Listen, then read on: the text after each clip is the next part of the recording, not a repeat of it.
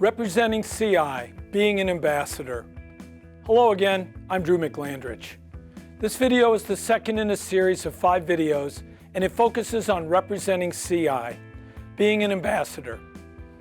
As you recall, the goals of our work are to make your work more enjoyable and to create more happy customers, even among those who are initially unhappy. And to learn to inform our customers in an easy fashion about what else Cincinnati offers. As before, famous and not so famous people will help illustrate the many ideas and concepts and techniques presented in this video. As you recall, Isabel and her mother Catherine remind us that people are different and that people prefer to get and process information differently, and that even we might be a somewhat different person from day to day. Of course, despite the different personality types of those we interact with, and our own fluctuations, the CI serviceman always exhibits complete and unwavering professionalism. The Cincinnati serviceman is the face of Cincinnati, an ambassador, perhaps the ambassador of Cincinnati. As well as a skilled technician, the Cincinnati serviceman is a diplomat. This significant responsibility comes with the territory, with your job. Well, I believe we all know what a diplomat is. Perhaps author Cassie Stinnett summed it up best when he said, "A diplomat is a person who can tell you to go to hell in such a way that you actually look forward to the trip." Naturally, while we should not be making that request of any of our customers, there are times when we have to provide difficult and unwanted news, or to hear or read difficult and unwanted opinion and information. It is in these types of situations, or when there is a misunderstanding, that our ambassadorial skills must come to the fore. Voltaire said, "Diplomacy is the art of letting the other person have your way." My, if it were that easy. Easy or not, that is our goal. To make our point in a polite, non-confrontational way, while always being open to see things from your customer's point of view. Please let me tell you a story about my grandfather, Frank DeVico. He was a painter, a house painter, not a slap and dash painter. Frank and my uncles painted churches, synagogues, doctors' homes. Right after World War II, my dad, who was just out of the service, was painting with Grandpa Frank. As the story goes, while the crew is painting inside of a doctor's home, the doctor and his family are living at a motel. One morning, while the men are painting in the house, the doctor opens his front door, walks in, looks at the living room walls and says, "What the hell is going on here, Frank? You blankety blank idiots have painted the living room the wrong color." As the story goes, Grandpa Frank gently took the doctor by the arm and slowly walked the doctor to the front door. Then Grandpa Frank says, "Doctor, here's what I'd like you to do. Please go outside and knock on the front door. I will open it. You will say, 'Good morning, Frank.' Then I will say, 'Good morning, doctor. How's it going?' You will say, 'Not so good, Frank. You've painted the living room walls the wrong color.' Then I will say, 'I'm sorry, doctor. We will repaint the walls today at no cost.' So the doctor goes outside and knocks on the front door. Grandpa opens it, and the doctor says, 'Good morning, Frank.' Grandpa says, 'Good morning, doctor. How's it going?' And the doctor answers, 'Not so good, Frank. You painted the walls the wrong color.' And Grandpa says, 'I'm sorry about that, doctor. We'll repaint the walls today at no cost.'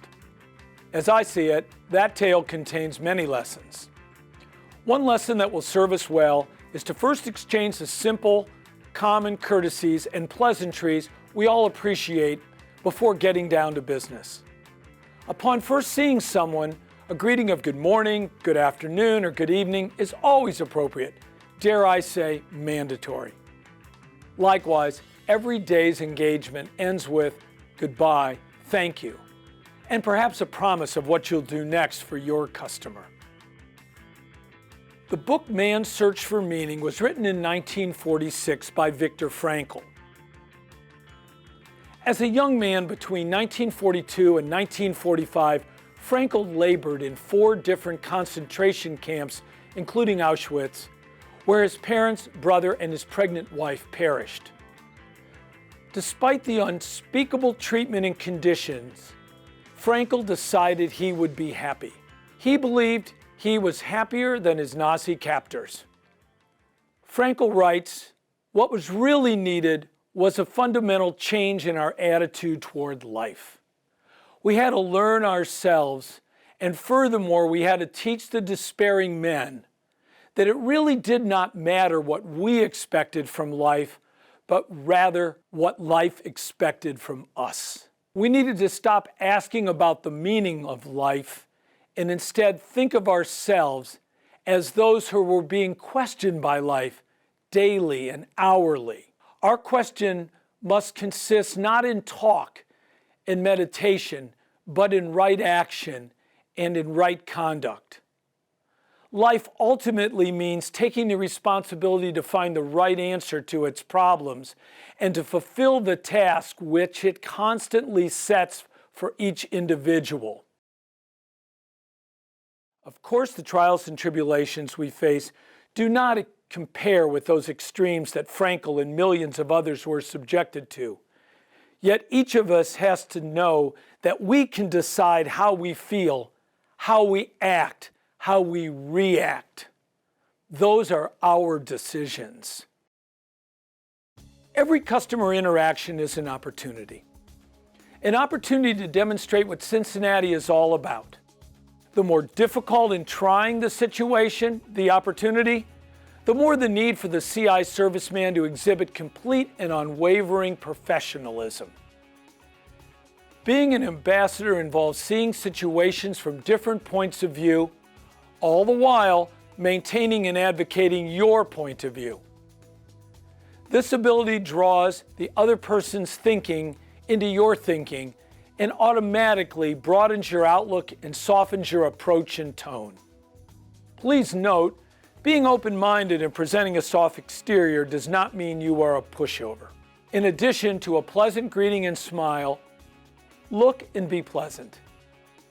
Look and be confident. Use appropriate language and terms. Avoid vulgarities.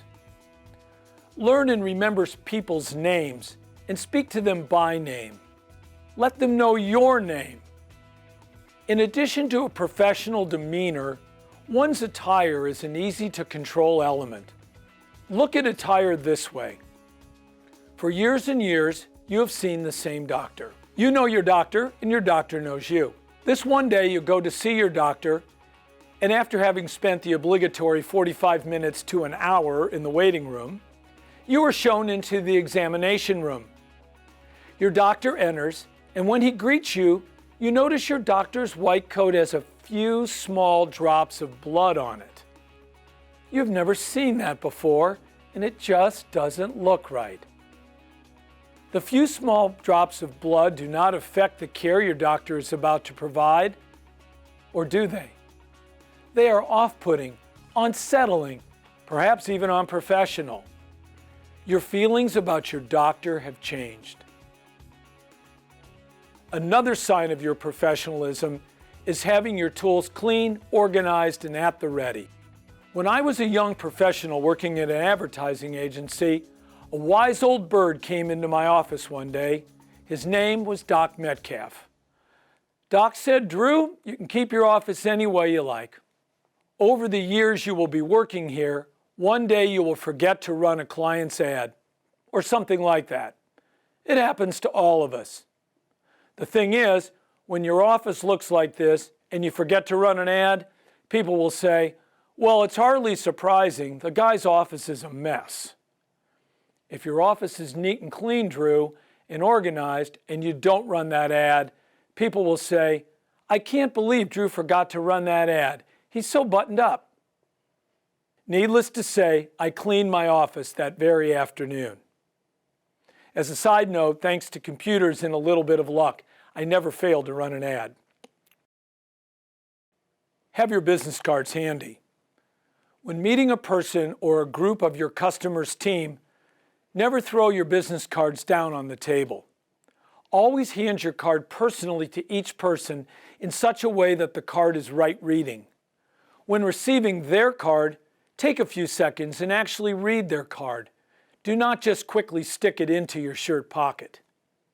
Business today is fast-paced, yet there is always time for courtesy and kindness.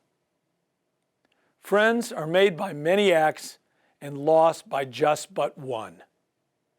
The next requirement of an ambassador is a difficult one: not to take it personally. This feathery friend reminds us of the important characteristic of an ambassador: the ability to ignore and not be affected by personal and other unprofessional comments, like water off a duck's back.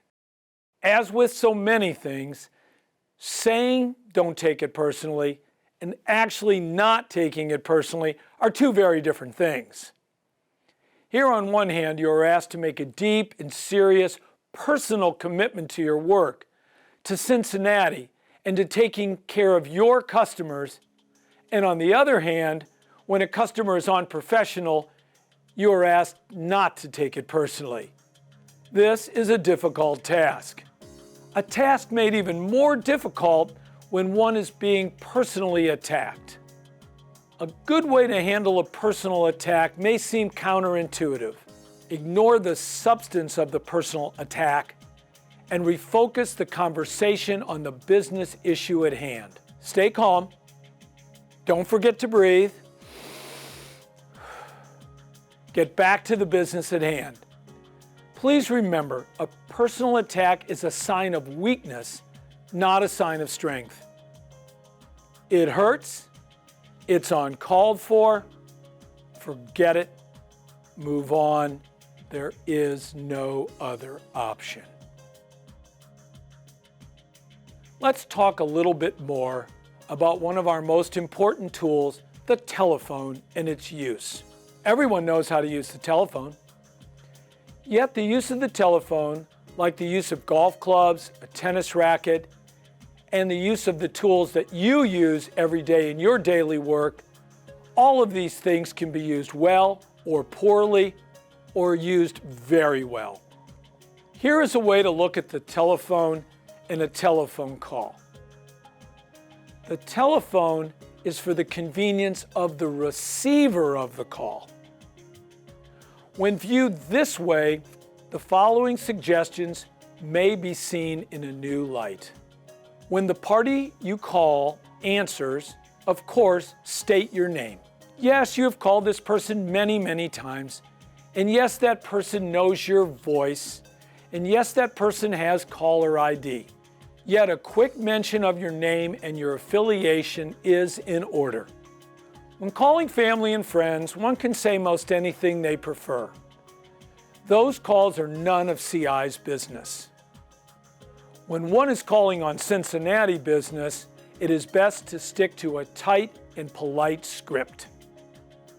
It's easier and trouble-free. Start with hello or good morning. This is Drew McLandrich with CI. How are you doing today? Or just your first name if you believe that's truly proper. Next, ask, is this a good time for us to talk for a minute or two about preventative maintenance, or would you like me to call you back at a time that is more convenient for you? Getting permission to talk is vital. Permission creates a simple contract which allows you to proceed without feeling you are interrupting or feeling you have to hurry. If your customer says he is not able to talk right now or can only talk for a second because he's going into a meeting, perhaps it is better to defer the call. In an instant when the other party says something like, they can only talk for a second because they're going into a meeting, if you really need some information that will enable you to move the ball down the field, here are two suggestions. Tell the other party that you just need a second. Then speed up the pace of your speech just a little so the other party recognizes you understand there is not a lot of time to speak right now. Then ask or conclude with, what's a good time for me to call you back? Verbally confirm the time and sign off with a simple goodbye. Always goodbye. Never just hang up. In fact, it is a very good practice never to hang up before your customer hangs up.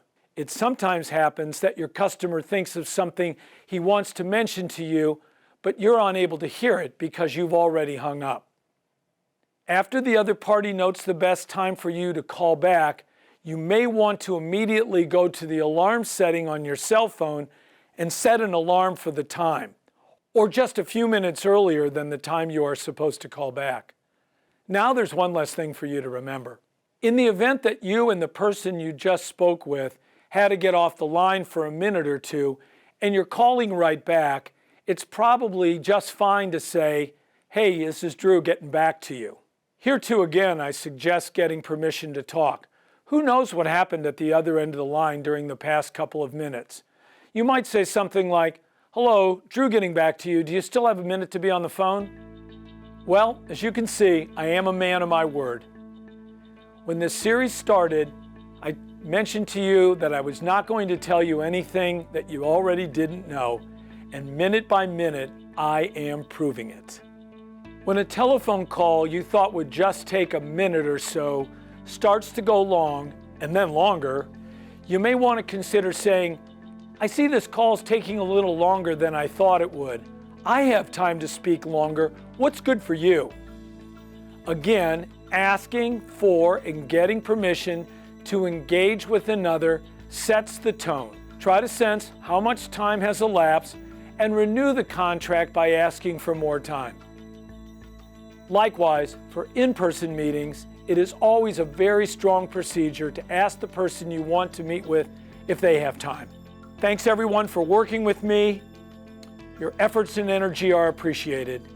In the coming week, you'll receive an email with a link to a survey concerning the content of this video. Please complete and return the survey via SurveyMonkey. In a couple of weeks, you'll receive an email with a link to the next video titled Engaging with Difficult Customers and Succeeding in Difficult Situations. Do travel and work safely. My best to you.